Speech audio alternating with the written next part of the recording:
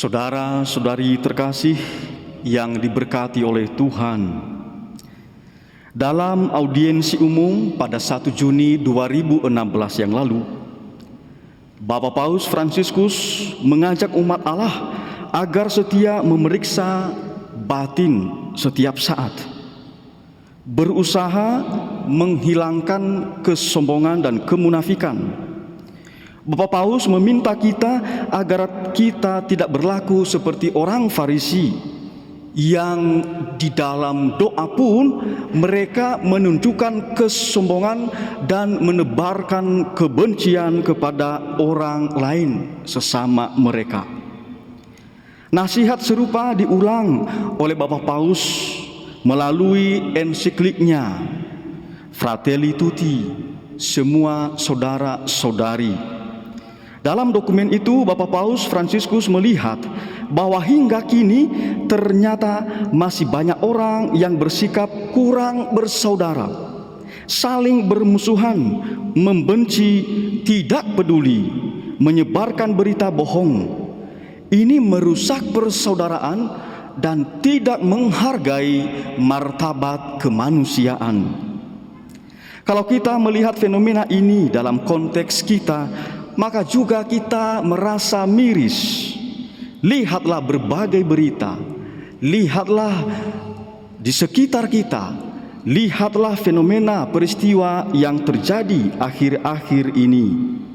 Ada banyak kaum terpelajar justru bukan mempromosikan persaudaraan, bukan mempromosikan kebenaran dan kebaikan umum.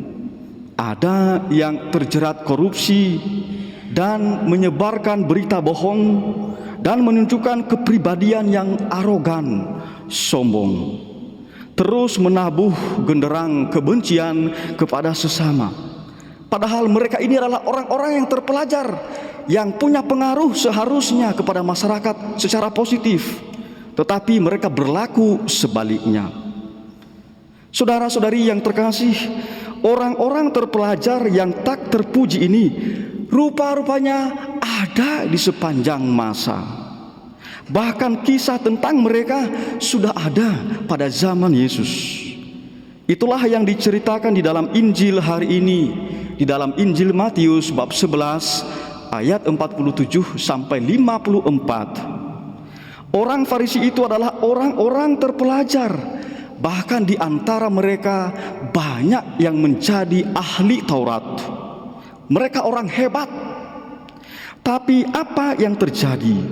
Justru dengan pengetahuan yang hebat, kedudukan yang terpandang di masyarakat, dan pengaruh yang besar, orang Farisi lebih dominan menunjukkan kesombongan dan membenci yang lain.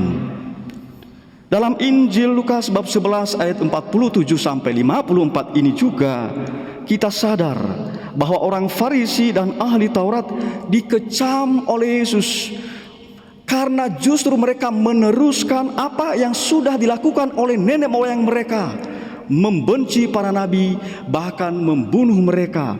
Maka ketika berhadapan dengan Yesus pun, orang Farisi dan ahli Taurat itu menebarkan kebencian, tidak menerima ajaran yang baik dari Yesus ini. Ketika kita mendengar kembali fenomena kesombongan yang terjadi, kemunafikan yang terjadi di sekitar kita, dan juga sikap-sikap orang Farisi, maka perlu kita bertanya di dalam hidup kita, apa yang mesti kita lakukan? Yang kita lakukan adalah menjadi orang-orang yang terpilih. Tetapi bagaimana kekayaan orang yang terpilih? Dalam bacaan pertama, Efesus bab 1 ayat 1 sampai 10 yang barusan kita dengarkan, disebutkan secara jelas apa yang menjadi kekayaan orang-orang terpilih, yaitu melalui iman kepada Yesus kita dijadikan kudus dan tak bercela, tak bercacat. Kita menjadi anak-anak Tuhan, kita beroleh penebusan, pengampunan dosa.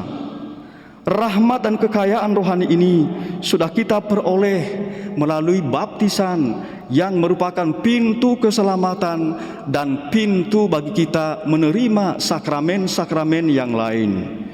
Saudara-saudariku yang terkasih, maka kehendak Allah selalu kita perjuangkan dalam hidup kita, kita laksanakan, kita renung-renungkan, kita berusaha untuk mengetahui apa yang menjadi kehendak Allah. Karena dengan melakukan kehendak Allah, kita memperoleh kerajaan surga. Kita masuk ke dalamnya. Itu juga yang kita dengarkan di dalam Injil Matius bab 7 ayat 21. Bukan orang yang berseru Tuhan, Tuhan yang masuk ke dalam kerajaan surga, tetapi dia yang melakukan kehendak Bapakku di surga. Orang-orang yang sombong, yang menebarkan kebencian dan kemunafikan, bukanlah orang-orang yang berusaha melaksanakan kehendak Allah, tetapi justru merendahkan dirinya, menjauh dari Allah. Oleh karena itu, marilah kita hening sejenak, merenungkan batin, pikiran, kehidupan kita. Tuhan memberkati. Amin.